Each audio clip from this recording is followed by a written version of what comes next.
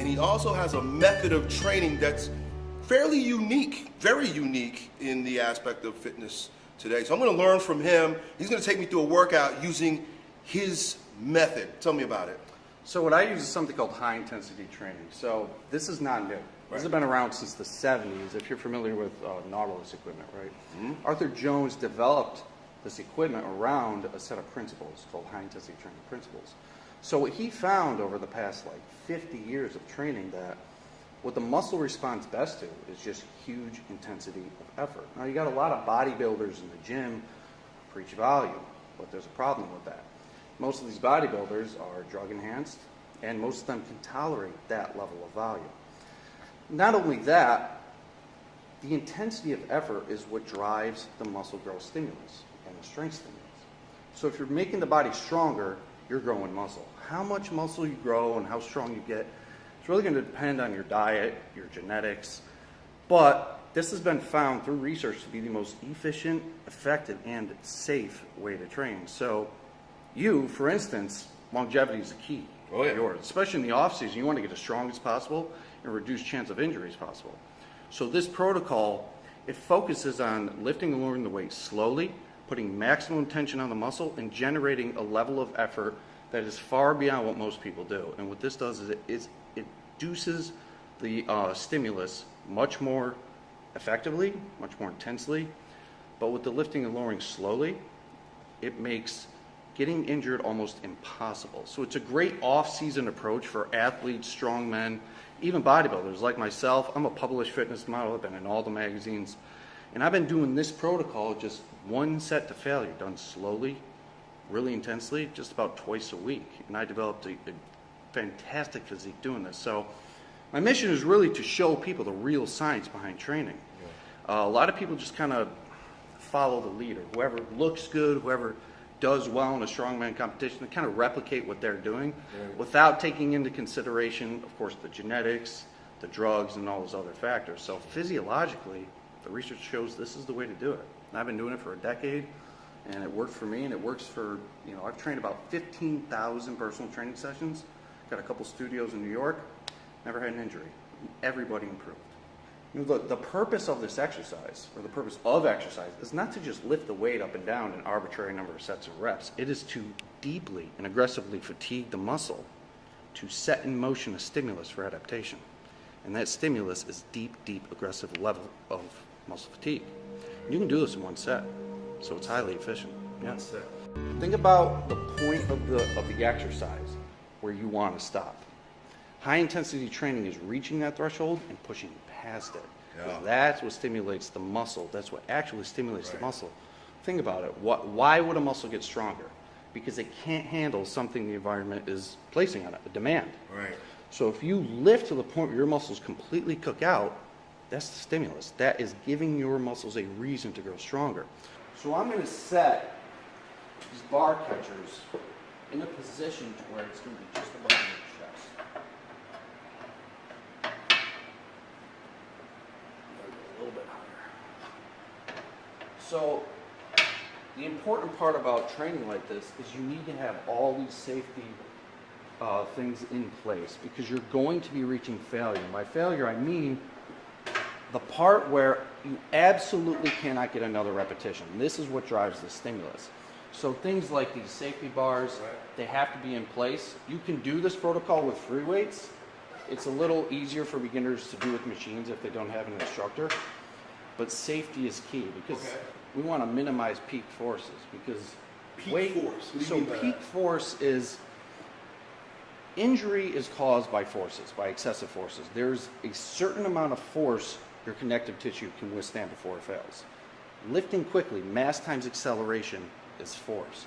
That's why power lifters, they kind of rely on force to get the weight up, and that over time will wear and tear the joints of connective tissue, and that's why you end up with a biceps tear. Yeah, I mean, all I do is force. I think that I'm just a forceful trainer.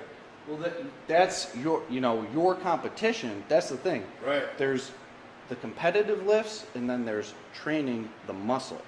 They're two different things. Right. If you want to increase the strength of the muscle fiber as much as possible, you want to reduce peak forces as much as possible, so that way momentum isn't helping carry the weight. Right. And then you practice the skill-specific lifts like the stone or the deadlift or the squat in conjunction with this, because those are skill-based movements. Right. So in the off season, you want to make your body as strong as possible and as injury resistant as possible, and then practice the skill component. At your level, you've already probably hit the ceiling when it comes to skill with these lifts. You've probably gotten as good as you can. So in my personal opinion, your focus right now should be making everything as strong as possible and injury resistant as possible, because you got the skill. And then take that improved body, and then in conjunction with the skill, you'll perform better. The difference here is, like, most people on the bench press are going to start from up here, right? You want to actually start each exercise in the hardest part of the range of motion, so you know what weight you can handle. Most people will start it up here with their elbows locked out. There's no moment arm on the chest. That means the chest is not doing much work. You can literally touch your chest, and it's, you want to start down here. The goal of exercise, right? Create tension in the targeted muscle area. Aggressively fatigue it to a point it is not used to. That's what stimulates it. Mm-hmm. So we want to use a weight generally that allows us to do that within about 8 to 12 repetitions. Okay. But here's the difference between the way I train, the way I instruct, the way most people train is I have people lift very slowly. Slowly. Because if you're lifting slowly, you're creating what's called continuous load on the muscle. If the muscle is continuously loaded, it's continuously fatiguing. It's going to make it more efficient, more effective. Also eliminating those peak forces so you can't get hurt. And you'll notice when you lift like this, it's much harder because your muscles get no break. So it takes a little bit of getting accustomed to. Yeah, I bet. But you'll find that after some practice, you get a level of fatigue in your muscle that you've never felt before. It's insane. So with each exercise, again, the point is to load the muscle. So you want to start each exercise slowly. You almost want to barely move it and maintain proper form at all times. So at the beginning of the exercise, you want to just barely move it, and then you want to take about 5 seconds coming up, avoiding lockout, and then really concentrate on the eccentric lowering phase. And then slowly come out of the bottom. So this way the muscle is not getting any rest, and then and you're not generating peak forces, so you cannot get hurt. A lot of people tear their deltoids or rotator cuffs because of this fast change in direction and position. But doing it this way, you're not going to have that fast change in direction, and your rotator cuff and everything is going to be protected. And then we just continue this cadence, always maintain perfect form until you get to the point where you go to push and you have absolutely nothing left. And at that point, I'm going to squeeze as much effort out of you to get you as far past that threshold, that failure threshold as possible. So the point of each exercise is to fail. Yeah. Okay, we don't want to see Fail, meaning like absolutely, like drop the bar. You can't do any more. You want to get to the point where literally if a gun was put to your head, you could not get another repetition. So think about it. The only 2 scenarios the human body or an animal would use this much muscular effort or energy is if it were trying to obtain food through hunting or trying to prevent itself from becoming food. These 2 scenarios are essential for survival and propagating its DNA into the future. So basically what we're trying to do is replicate that scenario with weights. That's pretty much all it is. It's stimulating an evolutionary signal in the body. And that signal is putting it in a position where it feels like it's going to die. This exercise, the point is to generate tension in the targeted muscle area, which is going to be the chest and deltoids. Okay. So you want to focus on creating tension in that area. Take about 5 seconds up, 5 seconds down, and just focus mentally on maintaining tension on the target muscle area, which is the chest. We don't really care. So I don't even need to go to the bottom. Not really, no. So partial movement, even to the top, I don't have to go. Right, you don't want to lock out because that reduces the moment arm effectively to 0. And by moment arm, I mean, for instance, say you're holding weight in here. There's no moment arm between the weight and your body. It's very light. Right. The more you take it out here, the longer the moment arm you create. It's basic physics. The more tension is placed on the fulcrum or the pivoting area, which is going to be the muscle. So Right here, you've got the longest moment arm between the chest and the resistance. But when you come all the way up and lock the elbows out, you effectively have zero moment arm. That is why people, without even realizing it, lock out, to give their muscles a break. Yep. Because your body was designed to conserve energy. This, this method doesn't work if you want to like see how much weight you can lift. Sure. But it works if your goal is to stimulate the muscle. Okay. And get it stronger. Like a 25 on, just you can feel Sure. like a little bit heavier. You got one right there. If you're doing free weights, you're going to want a spotter because when you reach failure, So, like, when you say a spotter, does this count? Because I generally train by myself. yeah, you could do it that way. You Or just need need somebody to like help me force the rep. better to help get what's called a forced rep. Okay. So when you've reached failure, you want somebody who understands the concept to give you just enough resistance to carry the muscle through failure through the entire range and then set it. And then it's done. Okay, so that's the kind of failure. It's like Right. I've failed, but I've gotten some help. They compared, those are called set extenders. They compared drop sets, rest pause, or static contractions at the end of the set with just going to failure. The results are exactly the same. Exactly the same. Exactly the Okay. same. It provides no additional benefit to do a drop set if you're already appropriately reaching failure. So a lot of people find that this helps because they're not training hard to begin with. If they do a set where they start to approach failure and they set it down, which most people do, then yes, if they strip it, do another set, they're going to get a little more what's called inroad, or more easily explained as muscle fatigue, and they found that they got a better stimulus that way when they could have just reached failure on the first set and got the same thing. Okay. There's a lot of wasted time in the gym, and it's simply because people just don't understand the physiology of training and stimulating the muscle. Okay. Well, you're going to show me, and we're going to Yeah. do it now.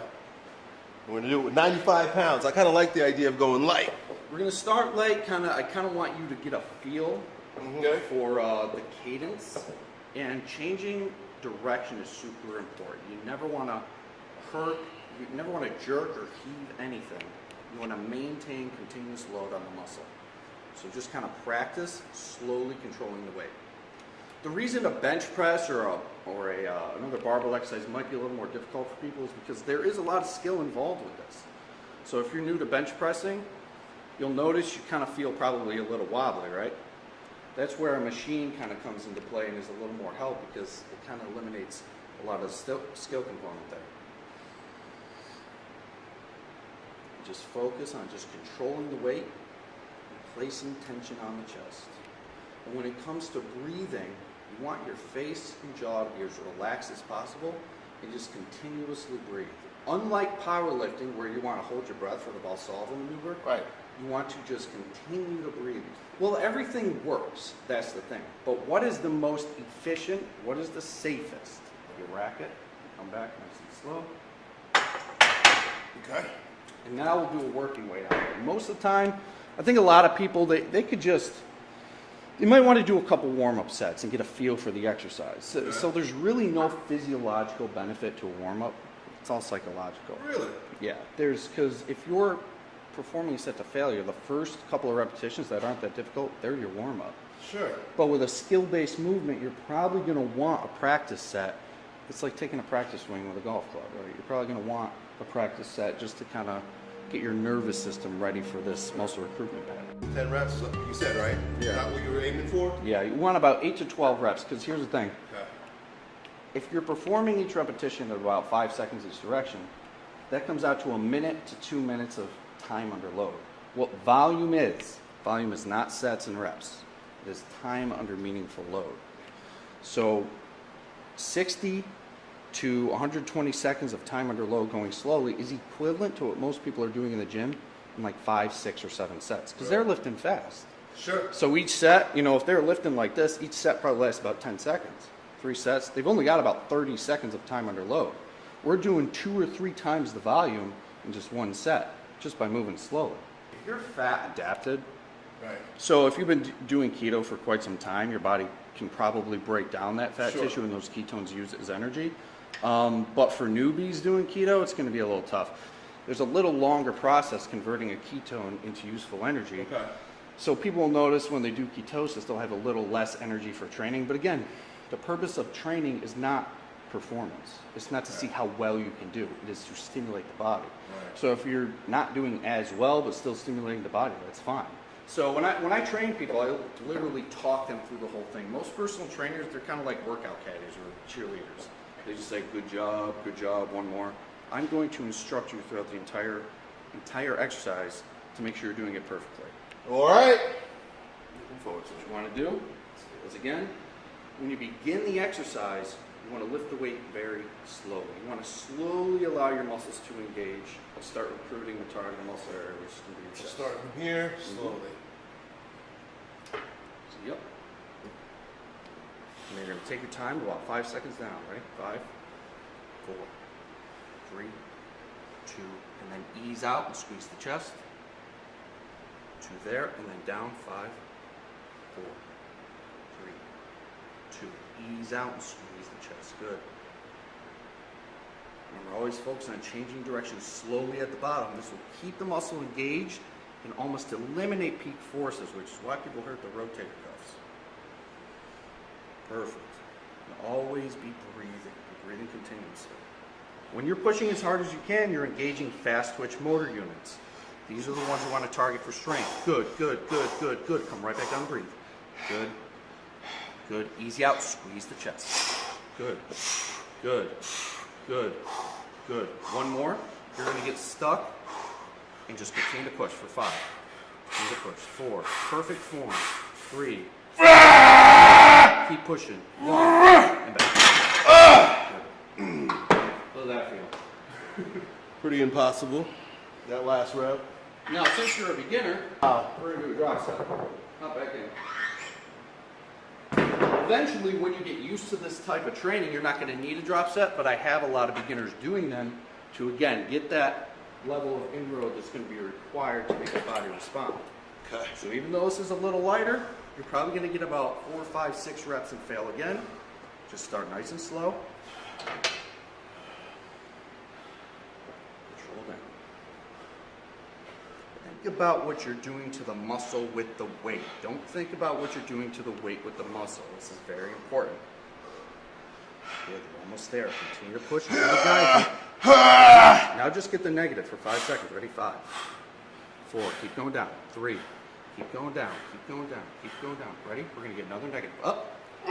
Get it. 5 seconds. 5, 4, 3, 2. One more negative. I'm going to help you up. 5. Good. Hold it. Hold it. 3. Hold it. 2. Hold it. And back. Wow. That's it. It's like hitting a brick wall. Yeah. There's nothing left there.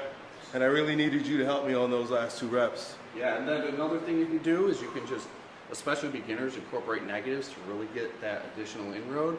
But when you're getting to the point where you cannot move the weight, you've already addressed and engaged all the muscle fiber. You're engaging fast twitch muscle fiber. And that's the fiber recruited for things that require a high amount of contractile force, like sprinting, lifting a stone, or just lifting heavy objects. So fast twitch motor units are fast twitch muscle fiber. These fibers are thicker in nature. They have more contractile proteins in them, which means they can produce more contractile force. Your slow twitch motor units are these little fibers, not much contractile force. Your body uses them for endurance-related activities like walking, stuff like that. They don't have much hypertrophy potential. Fast twitch motor units have all the hypertrophy potential. So you want to address, engage, fatigue, and stimulate those. You address and recruit those by training to failure, or a very dangerous way that most people have found a way to do it is simply lift heavy things quickly. So explosive movements are going to engage fast twitch motor units. The only problem is high peak forces. So you're and that's been my susceptible life. to injury. Yeah, That's all I do. that's why you've seen huge improvements in strength and explosiveness. You're a very fast runner too, right? You're on like a 4.340. Yep, I've also torn both biceps. Yep, and that is from high peak forces. Right. So you can still address these fast twitch motor units moving really slowly as long as you take it to failure, because they're recruited in sequential orders called Henneman's size principle. So the first couple of repetitions that aren't that demanding, you're using the slow and intermediate fast twitch motor units. Then when this becomes intense, fast twitch motor units kick in, and that's when you start using them. And these are the ones that grow. So if you're not hitting fast twitch motor units, your growth is going to be extremely limited. Okay. But another thing about that is when you hit them and fatigue them, they're done. You can't stimulate them again. That's why if you did another set after this, you'd just be retracing slow and intermediate twitch motor units, the ones that don't grow. If you train to failure, you hit the fast twitch, any additional set after that provides no additional benefit. The huge thing, and the reason most people can withstand so many sets is because they're not engaging the fast twitch motor. Right. Yeah, I've been there where I've done 3-4 sets of an exercise, but I almost feel like I don't feel like I did anything. Right. And that was because you had, the arbitrary number of sets and reps that Right. you had to complete. A lot of people go in the gym and they don't train their muscles, they just use their muscles. They're moving things around. Yeah. But the goal of the exercise I totally is to feel that I stimulate it. trained my muscles right now. I mean, to have a pump like this and to feel as fatigued in my chest and my triceps from one set of bench press is something I've never experienced. Yeah, and another, what you want to do too with this protocol, if you can, is move relatively quickly. Quickly meaning in between exercises. from exercise to exercise. The rule of thumb is always move slowly during exercise, Right. but quickly between them. Because then you're going to keep your heart rate elevated. You're going to get a heck of a lot of cardiovascular benefit out of that too. Oh, interesting. Okay. So if you can, you want to set your workout in order. So you can only take about 30 to 60 seconds in between. Because again, the goal is deep muscle fatigue systemically throughout your whole body. It's going to respond a little better if you move a little. Yeah, so Good insight. good combination with this for you would be like just a drop set and then immediately over to like a rowing movement. You want to work all the upper body together. And then So end drop up in set, a- if I don't have help, maybe I'll get one of my kids to help me or something. But if I'm here by myself, would mean to do that set with the slow, short range, putting a lot of stimulus on the muscle. But if I fail, setting it down and then adding a little bit less weight. and then immediately strip it off, go again to failure. Okay. And if you feel you still have a little juice left, like you should feel at the end of a set that you can't do another. Sure. So if you do that drop set, you still feel like you got a little juice left, you haven't necessarily inroaded enough, you do it again. But over time when you get good at this, you're going to find that you can only tolerate one set. Okay. Like, for instance, personally, if I do a set to failure, even if I wait a minute, 2 minutes, I can only get 3 reps on the next set because they're cooked. So it does take a little practice. Yeah. Okay. Yeah. So you want to go from like, a horizontal push with the anterior muscles to like a row. Okay. So we go into a row. Because I'm doing it like a beast, I usually throw dumbbells. I stack it, I put dumbbells on there, and I'm banging them out. But if I'm going to go as slow as you showing me, stack maybe would be a good place to Most people are begin. gonna want it, when they start training this way with this cadence, they're going to want to reduce their weight by about 20 to 40%. I think Not- just using the stack by itself, that would probably be a good place to begin. On a rowing movement, a flexion movement, you want to hold the contraction for 1 to 2 seconds But not all the before. way in. You can go as far as you want, really. Hold it, you said, for 4 seconds? I would hold it for 1 to 2 seconds and then slowly change direction, and then avoid fully locking out your elbows here. Oh, I see. So stop right about there. So you don't want to roll your shoulders forward because that's going to take the tension off the working muscle, which in this case is going to be the lats, rhomboids, trapezius, rear delts.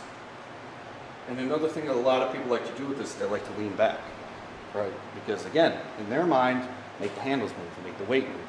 But you always want to keep your torso upright like that. If you want to hit the lats a little more, you could lean back, but you want to stay in that position. That's exactly how you want it to look. So your goal and your focus is to squeeze and contract here. Just mentally be thinking that the whole time, loading that muscle tissue.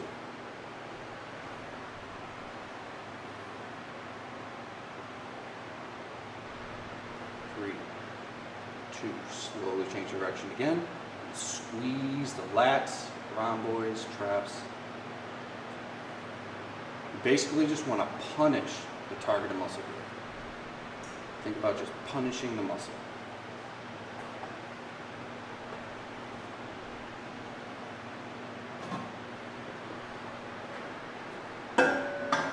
You should almost look like a robot doing this. You're doing it perfectly. You don't want anything else on your body moving. You want nothing helping you get the weight up. You want only the targeted muscle group moving this resistance. Perfect.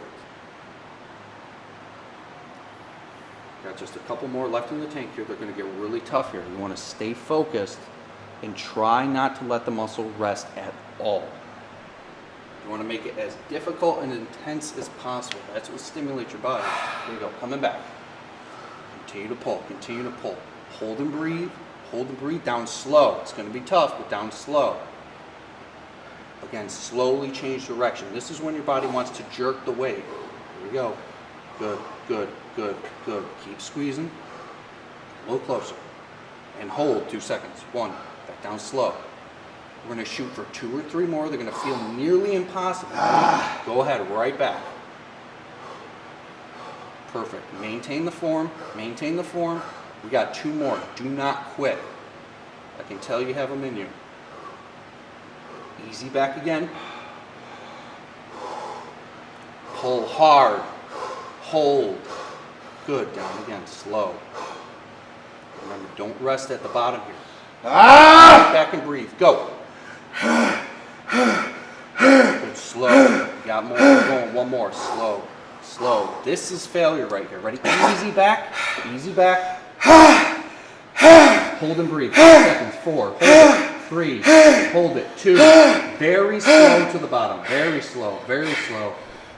And gently set it down. Beautiful. Man. See, it's easier to instruct on a machine because all that skill is taken out of it. So see Right. how much harder you can push when you take away a skill-based movement? Right. A little different, huh? I could see be something that transforms a person's mind and approach to life completely. Because as the discomfort shows up, the concentration has to improve. For me, when the discomfort shows up, I just go balls to the wall and lose form, go crazy, be a beast, as opposed to zeroing in on that form and focusing on the muscle. It's crazy. You can harness that energy.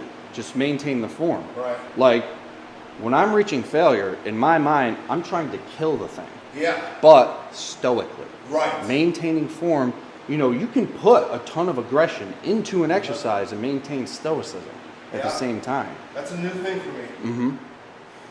You want to go from an anterior muscle group to a posterior muscle group and switch them. Because what they found was if you work the muscle's antagonist, in this case, we're doing a row, the antagonist of the row is the anterior muscle groups, it helps that recover.